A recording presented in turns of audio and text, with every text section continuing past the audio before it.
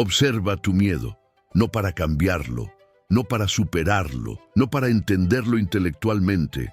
Solo observa, sin razón, sin propósito, sin decir, estoy observando. Porque en el momento en que dices, yo observo mi miedo, ya hay una división. Y donde hay división, hay conflicto. Tal vez nunca te has hecho esta pregunta. ¿Es posible observar el miedo sin querer hacer nada con él? No huir, no analizar, no justificar, no condenar, solo mirar. El inventario humano del miedo.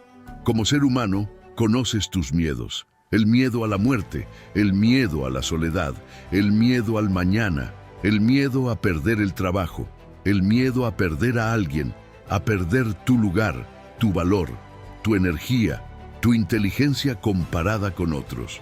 No son miedos extraordinarios, son miedos comunes y precisamente por eso nunca los observamos. Vivimos con ellos, dormimos con ellos, decidimos con ellos, pero jamás los miramos. El error invisible. Ahora observa esto con cuidado. Cuando dices la palabra miedo, ¿qué sucede en tu interior? ¿La palabra crea una reacción?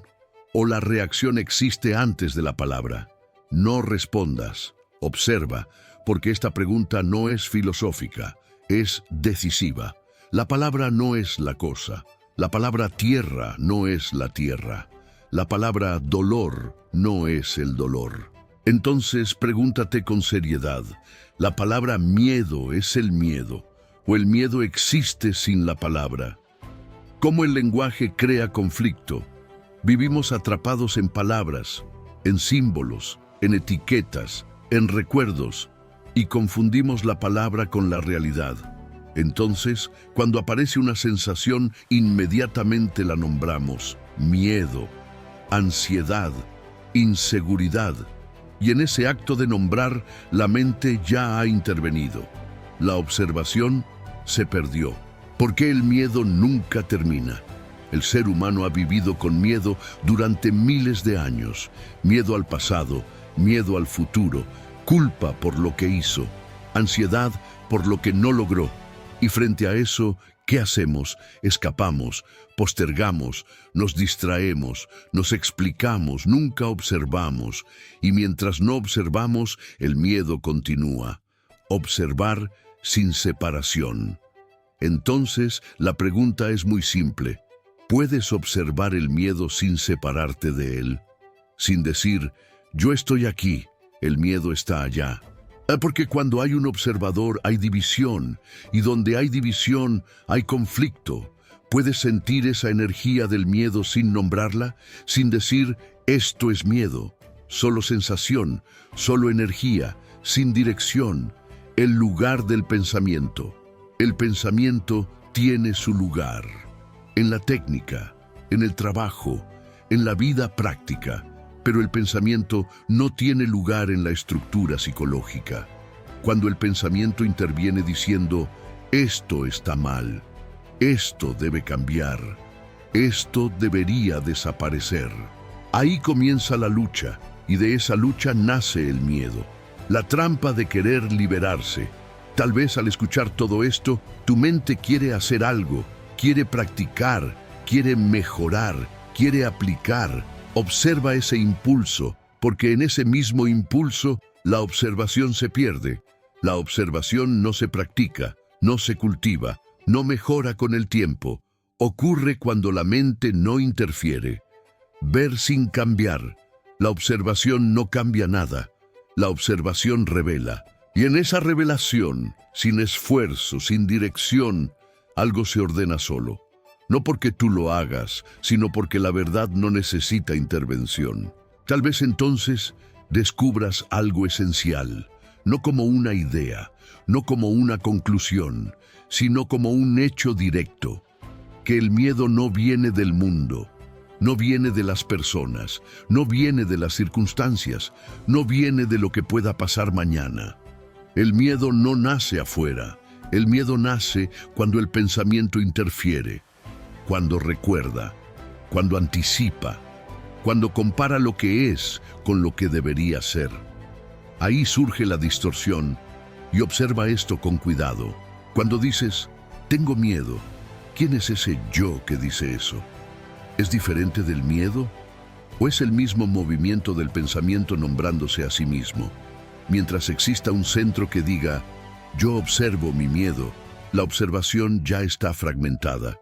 Hay un observador, hay algo observado, y entre ambos, conflicto, pero cuando hay observación completa, sin centro, sin observador, sin elección, sin condena, sin justificación, entonces no hay división.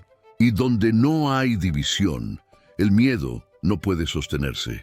No porque haya sido vencido, no porque haya sido superado, no porque tú hayas hecho algo correcto, sino porque la distorsión no está presente. Eso es muy importante comprender.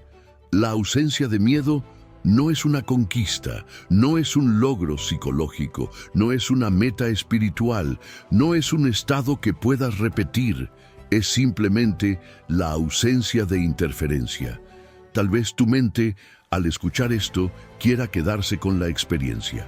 Quiere recordarla, quiere repetirla, quiere decir, ahora ya sé, observa ese impulso. Porque en ese mismo movimiento el pensamiento vuelve a ocupar el centro y la claridad se pierde.